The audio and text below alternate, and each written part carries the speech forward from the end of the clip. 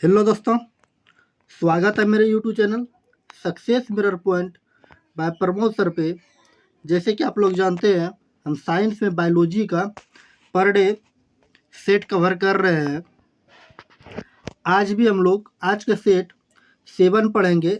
अगर आप इस चैनल पे नए हैं और किसी भी एग्ज़ाम की तैयारी करते हैं, जैसे bank, SSC, railway, group D, UPSC, BPSC, Bihar police, Bihar दरोगा, तो ये वीडियो आपके लिए काफ़ी लाभदायक होने वाला है, क्योंकि बायोलॉजी से 5 से 7 नंबर क्वेश्चन पूछे ही जाते हैं। अगर पूरा वीडियो आप देख लिए तो 100% गारंटी देते हैं कि 400 क्वेश्चन करवाएंगे, उससे एक भी क्वेश्चन बाहर नहीं होगा। तो चलिए बिना समय गंवाए आज का पहला प्रश्न की शुरुआत करते हैं। अगर आप किसी भी प्रश्न का उत्तर जानते हैं तो उसका आंसर कमेंट बॉक्स में ज़रूर से ज़रूर लिखिएगा। तो 100 नंबर तक प्रश्न कर लिए थे। आज जो हम लोग 101 प्रश्न करेंगे, 101 प्रश्न कर कि निम्न में से कौन सा बीमारी जीवाणु से उत्पन्न होता है। इसमें बताना है आपको निम्नलिखित में से कौन सा बीमारी जीवाणु के कारण उत्पन्न होता है। तो ऑप्शन ए पे दिया हुआ है खासरा, बी पे है चेचक, सी पे है पोलियो, डी पे है टीबी। तो इसमें आपको बताना है इसका राइट आंसर क्या हो जाएंगे। तो जीवाणु के कारण जो बीमारी होने वाले हैं, इसका राइट आंसर हो जाएगा option number D, TB. TB बीमारी जो है ये जीवाणु के कारण होने वाला है। पोलियो वायरस के कारण, चेचक वायरस के कारण होने वाला बीमारी है। इनके बाद चलिए अब जीवाणु के विषय में कुछ अध्ययन कर लेते हैं। जीवाणु को सबसे पहले 1676 ईस्वी में डच वैज्ञानिक एंटियो वेन ल्यूवेनहॉक ने एकल लेंस वाले सूक्ष्म यंत्र से देखा था, जिसे उन्हें स्वयं बनाया था। एकल लेंस जो है, सूक्ष्मदर्शी लेंस, डच वैज्ञानिक एंटियो वेन ल्यूवेनहॉक ने उन्हें स्वयं बनाया था और 1676 ईस्वी में सबसे पहले इन्होंने जीवाणु को देखा था और उसका नाम दिया था। जीवाणु जो होते हैं ये एक प्रकार के कोशिकीय जीव होते हैं। याद रखिएगा, जीवाणु जो होते हैं ये एक प्रकार के कोशिकीय जीव होते हैं। जीवाणु से होने वाले बीमारी की बात करें तो जीवाणु से कौन कौन से बीमारी होते हैं।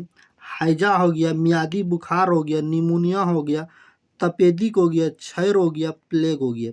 इतने सारे बीमारी आपको रखना, याद रखना है, जो कि जीवाणु के कारण होता है। तो जीवाणु के कारण कौन कौन से बीमारी होते हैं। हैजा हो गया, मियादी बुखार हो गया, निमोनिया हो गया, तपेदी हो गया, क्षय हो गया और प्लेग हो गया। ये सब जो है जीवाणु के कारण होने वाले बीमारी है।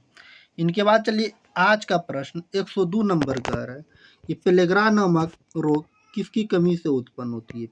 पेलेग्रा नामक रोग जो है यह आपको बताना है कि किसके कारण होते हैं। ऑप्शन ए पे दिया है थायमीन, बी पे दिया कैल्सीफेरॉल, मायोसिन और निवासिन। 4 ऑप्शन आपके सामने दिए गए हैं, 4 में से एक सही है।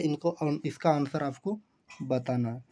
तो 102 का जो राइट आंसर हो जाएंगे ऑप्शन नंबर डी पे जो दिया है बियासिन। बियासिन जो है, बियासिन की कमी के कारण मनुष्य में पेलेग्रा नामक बीमारी होती है। बियासिन के कारण मनुष्य में पेलेग्रा नामक बीमारी होती है, याद रखिएगा। इनके बाद बात करते हैं विटामिन की।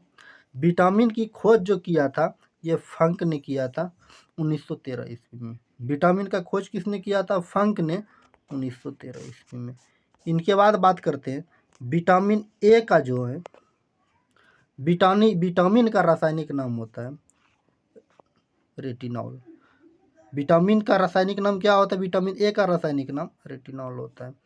विटामिन जो होते हैं वसा में घुलनशील विटामिन जो होते हैं, विटामिन ई का रासायनिक नाम जो होते हैं टोकोफेरॉल। विटामिन ए का जो रासायनिक नाम है टोकोफेरॉल। विटामिन ई की कमी से होने वाली बीमारी जो होती है ये एनीमिया नामक बीमारी होती है, जिसमें लाल रक्त का निकाय फट जाती है। हेमोलिटिक इमोनिया बीमारी के नाम से भी जाना जाता है। और विटामिन ई में जो होती हैं ये जनन शक्ति कमज़ोर हो जाती है। याद रखिएगा, विटामिन ई में क्या होते हैं, ये जनन शक्ति कमज़ोर हो जाती है। इनके बाद विटामिन डी की बात करें, विटामिन डी का जो रासायनिक नाम है कैलेक्सीफेरॉल, याद रखिएगा। इनके बाद चलिए 103 नंबर प्रश्न की ओर। आज का 103 नंबर प्रश्न कह रहा है कि मम्स नामक रोग में शरीर का कौन सा अंग प्रभावित होती है? मम्स नामक रोग में शरीर का कौन सा अंग प्रभावित होती है? तो इसका राइट आंसर हो जाएगा ऑप्शन नंबर बी पे जो दिया है, पेराटीड ग्रंथि। ऑप्शन नंबर बी, पेराटीड ग्रंथि राइट आंसर हो जाएंगे। ऑप्शन यहाँ पे बी होना चाहिए, यहाँ पे सी होना चाहिए, मिस प्रिंट हो गया है। तो याद रखिएगा, मम्स नामक रोग जो होते हैं ये शरीर में कौन सा अंग को प्रभावित करते हैं? ये पेराटीड ग्रंथि को प्रभावित करते हैं। आप चलिए ऑप्शन ए पे है त्वचा। त्वचा के विषय में थोड़ा सा बातें देख लेते हैं। त्वचा ये हमारे शरीर की सबसे बड़ा अंग है। त्वचा क्या है? तो हमारे शरीर की सबसे बड़ा अंग है। कई बार एग्जाम में पूछा हुआ है ये त्वचा क्या है?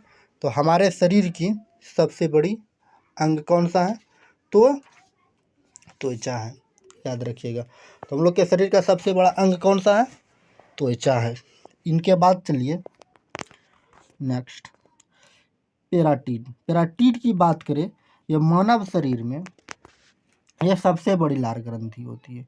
पेराटीड क्या है? तो मानव शरीर की सबसे बड़ी लार ग्रंथि होती है। पेराटीड ग्रंथि में सर्प में जो है ये सूजन का कार्य करती है। सर्प में ये विष का कार्य करती है। क्या करती है? सर्प में ये विष का कार्य करती है। लार की यह सबसे बड़ी ग्रंथि है। मनुष्य के शरीर में लार की यह सबसे बड़ी ग्रंथि है। लार ग्रंथि में सूजन होने में गलसुआ नामक बीमारी होती है। कभी कभी देखे होंगे आप लोग के घर में, लार में जब भी कभी सूजन हो जाता है तो उसमें गलसुआ नामक बीमारी होती है। गलसुआ नामक बीमारी जो होती है वायरस के कारण होते हैं। किसके कारण? वायरस के कारण, याद रखिएगा। इनके बाद चलिए 104 नंबर प्रश्न। आज का 104 नंबर प्रश्न कह रहा है, विटामिन, किस विटामिन की कमी से जनन शक्ति क्षीण हो जाती है? किस विटामिन के कारण जनन शक्ति क्षीण हो जाती है? इससे पहले हम बताए थे कि जनन शक्ति जो क्षीण हो जाती है ये किस विटामिन के कारण होता है? तो विटामिन ई के कारण होता है। यहाँ पे सी पे कर लीजिएगा, विटामिन ई मिसप्रिंट हो गया यहाँ पे, तो सी नंबर पे कर लीजिएगा। जनन शक्ति जो मनुष्य का कमजोर हो जाता है ये विटामिन ई के कारण होता है। अब चलिए विटामिन के विषय में देख लेते हैं, लगे होते हैं।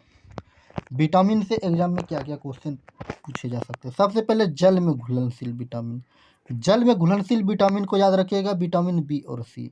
जल में घुलनशील विटामिन कौन कौन से हैं? विटामिन बी और सी जो है ये जल में घुलने वाले। वसा में घुलनशील विटामिन जो है ए है, डी है, के है, याद रखिएगा। ए, डी, के और ई कर लीजिएगा। ये सब जो है ये वसा में घुलने वाले विटामिन है। विटामिन ए की बात करें, रासायनिक नाम रेटिनॉल। विटामिन ए का रासायनिक नाम क्या है? रेटिनॉल है। विटामिन ए के कमी के कारण होने वाले रोग, तो यह रतौंधी है। विटामिन ए के कमी से कौन सा रोग होता है? यह रतौंधी होता है। विटामिन बी1 की बात करें, इसका रासायनिक नाम थायमीन है। विटामिन ए की कमी के विटामिन बी1 की कमी के कारण होने वाला रोग जो है ये बेरी है। याद रखिएगा, विटामिन बी1 की कमी के कारण जो रोग होते हैं ये बेरी होते हैं। विटामिन बी1 का रासायनिक नाम थायमीन। विटामिन बी1 का रासायनिक नाम क्या है? थायमीन है। इनके बाद चलिए विटामिन बी2 की बात करते हैं। विटामिन बी2 का रासायनिक नाम राइबोफ्लेविन। विटामिन बी2 का रासायनिक नाम राइबोफ्लेविन। याद रखिएगा, विटामिन बी2 का रासायनिक नाम राइबोफ्लेविन है। इनके कमी से होने वाले रोग जो होते हैं विटामिन बी2 का, त्वचा का फटना, आँखों का लाल होना, जीहा का फटना। आप देखे होंगे आप लोग अपने घर में कि ज़्यादातर तो ये महिलाओं में होता है, कि महिला सब का भी, पुरुष का भी होता है कि एड़ी जो होता है त्वचा फटने लगता है। तो ये किसके कारण? विटामिन बी2 के कारण फटने लगता है। आँखों का लाल होना, किसी किसी का देखे होंगे तुरंत आँख लाल हो जाता है। जीहा किसी किसी का फटने लगता है, होठ फटने लगता है। ये सब पे ध्यान दीजिएगा। इनके बाद चलिए विटामिन बी2 हो गया। अब विटामिन बी3 की बात करते हैं। विटामिन बी3 की बात करें,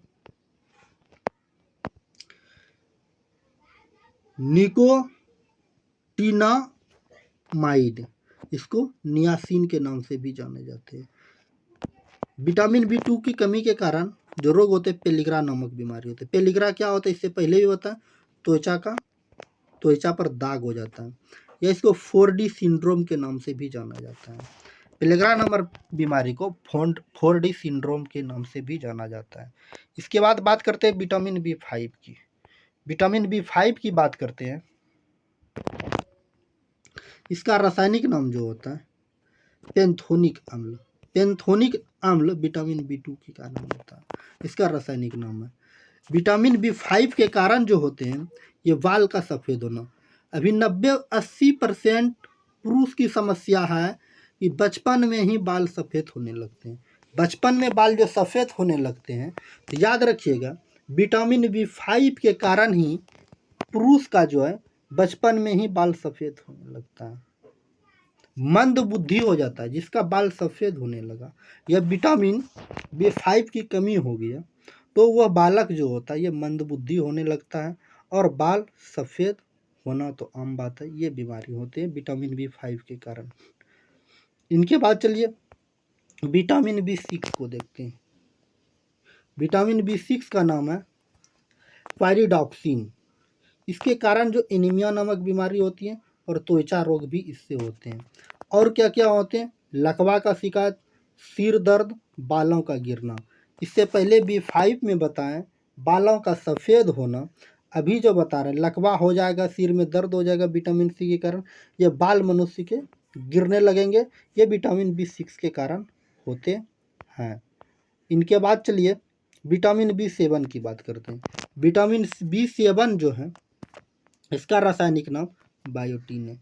विटामिन B7 का नाम रासायनिक नाम बायोटीन है। इससे बीमारी होते हैं लकवा हो जाएगा, सिर दर्द हो जाएगा और बालों का गिरना प्रारंभ हो जाता है विटामिन B7 के कारण। विटामिन B6 के कारण जो होते हैं ये फॉर्मिक अम्ल होता है, इसका रासायनिक नाम।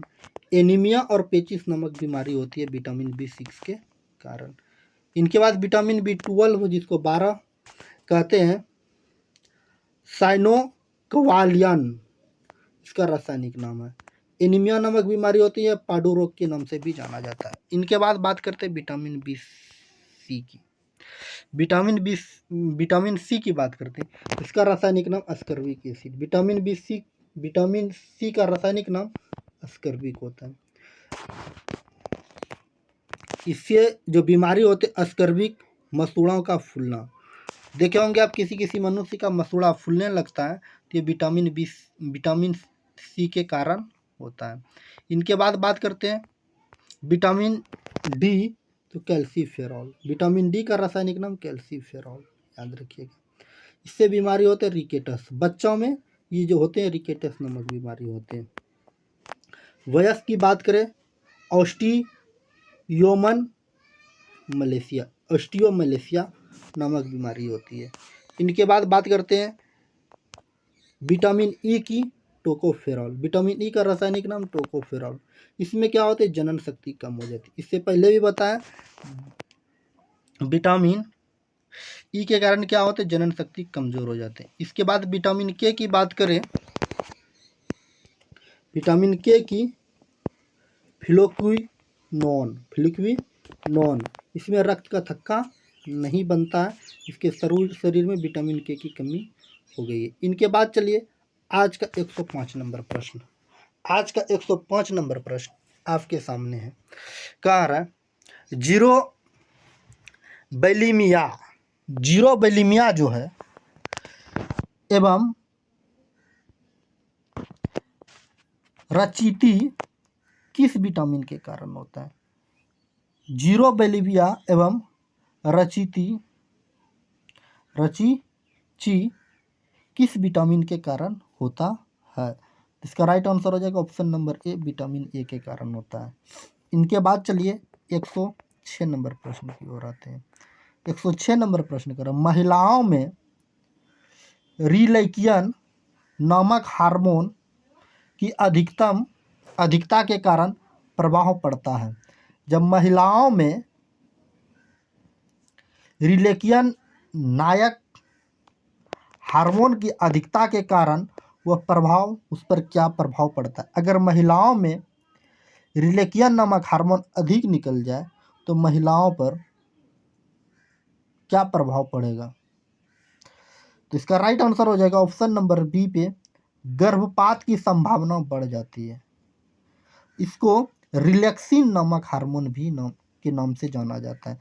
जब महिलाओं में रिलैक्सिन नामक हार्मोन अधिक स्राव होने लगता है तो उसको गर्भ धारण करने की समस्या बढ़ जाती है। इनके बाद चलिए आज का 107 नंबर प्रश्न, गोल कृमि निमेटोड से होने वाला रोग। आपको बताना है गोल कृमि जो है इससे कौन से रोग होते हैं। इससे फाइलेरिया नामक बीमारी होती है। गोल कृमि से कौन से रोग होते हैं, फाइलेरिया नामक बीमारी होते हैं। अब चलिए नेक्स्ट प्रश्न 108 नंबर का है, ट्रिपल एंटीजन एक बच्चे को दी जाती है। ट्रिपल एंटीजन एक बच्चे को दी जाती है, इसको टीटीपी कहते हैं। टीटीपी नहीं, डीडीपी के नाम से जाना जाता है। डीडीपी का एक खेत में छिड़काव किया जाता है और टीटीपी के ट्रिपल एंटीजन के टीके दिए जाते हैं। तो किस में दिए जाते हैं, तो ऑप्शन नंबर बी, डिप्थीरिया, कुकुर खांसी और टेटनस। डिप्थीरिया, कुकुर खांसी और टेटनस रोग में ये ट्रिपल एंटीजन की सुई दी जाती है। इनके बाद चलिए 109 नंबर प्रश्न पर, मानव त्वचा बिना छाल पड़े अधिकतम कितना तापमान सह सकता है। मानव शरीर जो है उस पर बिना छाल सहे अधिकतम वह कितना तापमान सह सकता है। तो इसका राइट आंसर हो जाएगा 40 डिग्री सेल्सियस। 40 डिग्री सेल्सियस से अगर अधिक तापमान हो गया तो मानव के शरीर पर छाल पड़ना प्रारंभ हो जाएगा। इनके बाद चलिए आज का 110 नंबर प्रश्न, रक्त में लौह की कमी को कहते हैं। जब रक्त में लौह की कमी हो गया तो उसको क्या कहते हैं। तो जब रक्त में लौह की कमी हो गया तो एनीमिया नामक बीमारी होती है। क्या बीमारी होगी, एनीमिया नामक बीमारी होगी, जो ऑप्शन नंबर सी पे दिया हुआ है। इनके बाद चलिए ल्यूकीमिया की बात करें, रक्त में कैंसर की समस्या उत्पन्न हो जाती है। जब हमारे शरीर में ल्यूकीमिया की शिकायत आ जाए तो रक्त में कैंसर की समस्या हो जाती है और डब्ल्यूबीसी की मात्रा बढ़ सकती है। डब्ल्यूबीसी का मुख्य कार्य है हमारे शरीर में रोग प्रतिरोधक क्षमता बढ़ाने का कार्य करता है। समझे, हीमोफीलिया नामक जो बीमारी है ये एक प्रकार का आनुवंशिक बीमारी है। याद रखिएगा, हीमोफीलिया जो बीमारी होती है ये एक प्रकार की आनुवंशिक बीमारी है जो मानव शरीर में रक्त को थक्का नहीं बनने देता है। जब कहीं पर कट जाएगा तो मानव शरीर का रक्त का थक्का नहीं बनेगा। इनके बाद चलिए 111 नंबर प्रश्न, आज का 111 प्रश्न करने कर है, कर्णपटह अन्य नाम है। कर्णपटह का जो है और क्या नाम है। तो इसका राइट आंसर हो जाएगा ऑप्शन नंबर डी, कान का पर्दा। कर्णपटह को कान के पर्दा के नाम से भी जाना जाता है। इनके बाद चलिए 112 नंबर प्रश्न, शरीर के किस भाग में हाइपोथैलेमस होता है। शरीर के किस भाग में हाइपोथैलेमस होता है ये आपको बताना। ऑप्शन ए पे है छोटी आंत, बी पे है अग्नाशय, सी पे है मस्तिष्क, डी पे है हृदय। तो हाइपोथैलेमस मनुष्य के मस्तिष्क में पाया जाता है, जो ऑप्शन नंबर सी पे दिया हुआ है। अब चलिए छोटी आंत की बात आती है। तो छोटी आंत की लगे हाथे देख लेते हैं इससे क्या क्या क्वेश्चन बनते हैं और क्या क्या क्वेश्चन पूछे जाते हैं। तो सबसे पहले बात करते हैं छोटी आंत। छोटी आंत की लंबाई जो होती है ये 6 मीटर होती है। छोटी आंत की लंबाई कितनी होती है, 6 मीटर। चौड़ाई की बात करें तो 2.5 सेंटीमीटर होता है। चौड़ाई कितना होता है, 2.5 सेंटीमीटर। आकार की बात करें, छोटी आंत की आकार का ये यू आकार का होता है। छोटी आंत लंबाई में बड़ी होती है और छोटी आंत में भोजन का पचना भी प्रारंभ होता है। ऐसे तो भोजन का पचना मुख से ही प्रारंभ होता है, लेकिन छोटी आंत में भोजन का पूर्ण पाचन होता है और जल का भी जल का अवशोषण बड़ी आंत में होता है। जल का अवशोषण कहाँ होता है? बड़ी आंत में, लेकिन छोटी आंत में पूर्ण रूप से भोजन पच जाता है और इसमें भोजन 4 घंटा तक रहते हैं। छोटी आंत में ही खाना पचता है। इनके बाद बात करते हैं अग्नाशय। अग्नाशय की बात करते हैं। अग्नाशय से 3 प्रकार के एंजाइम निकलते हैं। अग्नाशय से कितने एंजाइम निकलते हैं? 3 प्रकार के। एक एंजाइम है लाइपेज। लाइपेज जो है ये मनुष्य के शरीर में वसा को पचाता है। याद रखिएगा, अग्नाशय से 3 प्रकार के एंजाइम निकलते हैं। एक एंजाइम का नाम है लाइपेज। लाइपेज जो है मनुष्य के शरीर में वसा को पचाता है, वसा को बसिया अम्ल में बदलते हैं। इसको हम लोग फैटी एसिड के नाम से भी जाना जाता है। दूसरा है इमाइलेज। इमाइलेज ये कार्बोहाइड्रेट का पाचन करता है। अग्नाशय से दूसरा एंजाइम जो निकलता है इमाइलेज, और इमाइलेज जो है ये कार्बोहाइड्रेट का पाचन करता है। इनके बाद है ट्रिप्सिन। तीसरा एंजाइम है ट्रिप्सिन। ट्रिप्सिन ये मनुष्य के शरीर को प्रोटीन को पचाता है। किसको पचाता है? प्रोटीन को पचाता है। प्रोटीन को पेप्टोन में बदलता है। प्रोटीन को किस में बदलता है? पेप्टोन में बदलता है। इनके बाद चलिए आज का मस्तिष्क पे देख लेते हैं। मस्तिष्क जो है एक सेरिब्रम होता है। सेरिब्रम जो है ये मनुष्य के मस्तिष्क का सबसे बड़ा भाग होता है। मस्तिष्क का एक हिस्सा का नाम है सेरिब्रम, और यह सबसे मनुष्य के मस्तिष्क का सबसे बड़ा भाग होता है, और यह सबसे ज़्यादा विकसित होता है। और क्या होते हैं? ये सबसे ज़्यादा विकसित होते हैं। ये मनुष्य के शरीर से ये मनुष्य में 66% भाग होता है। कितना प्रतिशत? ये 66%। ये कहीं कहीं 2/3 भाग भी लिखा जाता है। तो मनुष्य के सबसे विकसित भाग कौन सा है? तो ये सेरिब्रम है। यह सबसे विकसित भाग है। मनुष्य के मस्तिष्क का कार्य की बात करें तो स्मृति, ज्ञान, बुद्धि, चेतना, इच्छा शक्ति पर नियंत्रण करता है। याद रखिएगा, ज्ञान, चेतना, इच्छा शक्ति पर नियंत्रण कौन करता है? तो सेरिब्रम करता है। एक होता है थैलमस। थैलमस जो होता है ये हमारे शरीर में ठंडा, गर्मी, दर्द और बाहरी वातावरण को बताता है। थैलमस क्या करता है? ठंडा, गर्मी, दर्द तथा बाहरी वातावरण को बताता है। एक होता है हाइपोथैलेमस। हाइपोथैलेमस ये हमारे शरीर के अंदर की तापमान, पेशाब, पसीना, भूख, प्यास, प्यार, मोहब्बत पर नियंत्रण करता है। जिसका हाइपोथैलेमस एक्टिव हो गया उसको भूख, प्यास, प्यार, मोहब्बत पर यह नियंत्रण करने लगता है। इनके बाद बात करते हैं हृदय। हृदय की बात करते हैं तो हृदय का सबसे बाहरी आवरण पेरिका कालियम का बना होता है।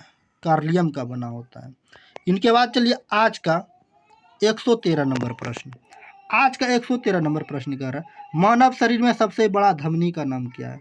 तो मानव शरीर में सबसे बड़ी धमनी का नाम बताना है, जिसका नाम क्या है? तो अगर आप जानते हैं इसका आंसर कमेंट में ज़रूर से ज़रूर लिखिएगा। तो मानव शरीर की सबसे बड़ी धमनी महाधमनी है। अब लगे हाथे महाधमनी को देख लेते जो ऑप्शन नंबर बी पे दिया हुआ है। महाधमनी की बात करें, महाधमनी को पढ़ने से पहले हम लोग धमनी को पढ़ेंगे।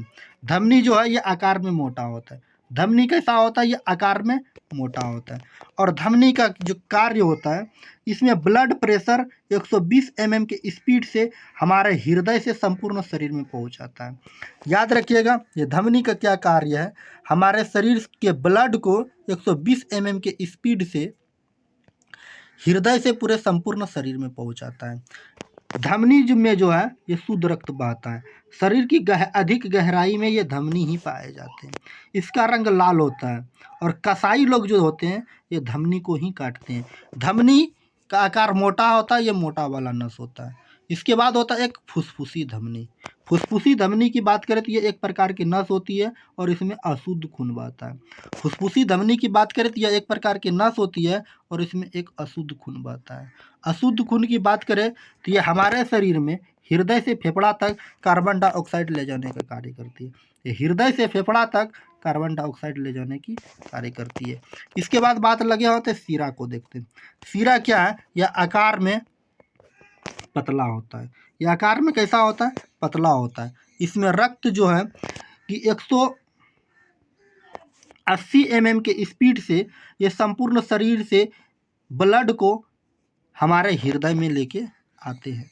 याद रखिएगा, यह शरीर के सबसे ऊपरी भाग होती है। इसका रंग जो होता है हल्का हरा और नीला होता है। और किसी किसी लड़की ने जो हाथ काटता है ये सिरा ही काटते हैं। इनके बाद बात करते हैं, एक फुसफुसी सिरा होता है, इसमें अशुद्ध खून बहता है। फुसफुसी सिरा में अशुद्ध खून बहता है। यह फेफड़ा से हृदय तक ब्लड ले जाने का कार्य करती है। फुसफुसी सिरा में यह फेफड़ा से हृदय तक ब्लड ले जाने का कार्य करती है। इनके बाद चलिए 114 नंबर प्रश्न। 114 नंबर प्रश्न, फाइलेरिया रोग किसके कारण होता है? फाइलेरिया रोग, इससे पहले भी ये प्रश्न आया हुआ था। तो फाइलेरिया रोग जो है एक कृमि के कारण होते हैं, या कहीं कहीं कृमि लिखा रहता है, कहीं कहीं गोल कृमि लिखा हुआ रहता है। इनके बाद चलिए फाइलेरिया के विषय में जान लेते हैं। फाइलेरिया बीमारी, फाइलेरिया संक्रमित मच्छर को काटने से फैलता है। फाइलेरिया बीमारी जो होते हैं ये मच्छर से संक्रमित को काटने से होता है। ये मच्छर फिलुकेक्स मैनसेनाइडिस प्रजाति के होते हैं। इनके बाद चलिए आज का 115 नंबर प्रश्न। आज का 115 नंबर प्रश्न कह रहा है कि मूत्र है, मनुष्य के शरीर का मूत्र का क्या है? तो मनुष्य के शरीर के मूत्र की बात करें, मूत्र जो होते हैं ये अम्लीय होते हैं। कैसा होते हैं? इसकी प्राकृतिक अम्लीय होती है, बस समझे। इनके बाद चलिए मूत्र के विषय में देख लेते हैं। मूत्र में 96% जल पाया जाता है। मूत्र में 96% जल पाया जाता है। यूरिया की बात करें 2% यूरिया पाया जाता है। अन्य पदार्थ 2% पाए जाते हैं। मूत्र का पीला रंग यूरोक्रोम के कारण होता है। मूत्र का पीला रंग यूरोक्रोम के कारण होता है। ब्लड का पीएच मान 7.4 होता है। ब्लड का पीएच मान 7.4 होता है। आज का 116 नंबर प्रश्न, निम्न में से कौन सा रोग जीवाणु से नहीं होता है? कौन सा रोग बताना है जो जीवाणु के कारण नहीं होता है? तो इसका राइट आंसर हो जाएगा ऑप्शन नंबर सी, खासरा रोग। खासरा रोग जो है ये जीवाणु के कारण नहीं होते। बात करते हैं अन्य ज्वार की। अन्य ज्वार ये टाइफाइड जीवाणु के कारण होती है। इसको आंत ज्वार के नाम से भी जाना जाता है। ये टाइफाइड जीवाणु के कारण होती है। ये हमारे शरीर के आंत को भी प्रभावित करता है। ये क्या टाइफाइड आंत के शरीर के आंत को प्रभावित करता है। इनके बाद चलिए आज का 117 नंबर प्रश्न, ओरल रिहाइड्रोशन थेरेपी का किसके लिए सलाह दी जाती है? तो इसका राइट आंसर हो जाएगा ऑप्शन नंबर डी पे कर लीजिएगा। इसमें मीर्स प्रिंट है, इनमें से कोई नहीं। ऑप्शन नंबर डी, इनमें से कोई नहीं। इसका राइट आंसर की बात करें तो कलोरा हो जाएगा। इसका राइट आंसर क्या हो जाएगा? कलोरा, समझे। इसका राइट आंसर क्या हो जाएंगे? कलोरा। 117 का। इनके बाद चलिए 118 की बात करें। प्रश्न नंबर 118 कह रहा है, क्या कह रहा है कि निम्न में से मानव हृदय के किस कक्ष में ऑक्सीजन युक्त रक्त को महाधमनी से पंप करता है? तो इसका राइट आंसर हो जाएगा ऑप्शन नंबर डी, बायां निलय में। बायां निलय में इसका राइट आंसर हो जाएंगे। इनके बाद चलिए आज का 119 नंबर प्रश्न कर खनिज में, रक्त में खनिज संबंधित अशुद्धता है द्वारा काटी जाती है। इसका राइट आंसर हो जाएगा 119 का किडनी। किडनी राइट आंसर हो जाएंगे। इनके बाद 120 नंबर प्रश्न की ओर आते हैं। आज का अंतिम और 120 नंबर प्रश्न करें, मानव पुरुष मस्तिष्क का औसतन वजन कितना होता है? मानव पुरुष मस्तिष्क का औसतन वजन कितना होता है? तो इसका राइट आंसर हो जाएगा 350 ग्राम। 350 ग्राम राइट आंसर हो जाएंगे। उम्मीद है ये छोटी सी वीडियो आपके काम की चीज़ होगी और समझ में आई होगी। और वीडियो अच्छी लगी तो हमारे प्यारे से छोटे से वीडियो को लाइक ज़रूर कर दीजिएगा। लाइक करने के बाद प्यारे से छोटे से यूट्यूब चैनल को सब्सक्राइब कर लीजिएगा। सब्सक्राइब करने के बाद बेल आइकन का घंटी दिखेगा, उसको ज़रूर से ज़रूर दबाइएगा। अगर आप फेसबुक पेज पे देख रहे हैं तो वहाँ फॉलो ज़रूर से ज़रूर कर लीजिएगा।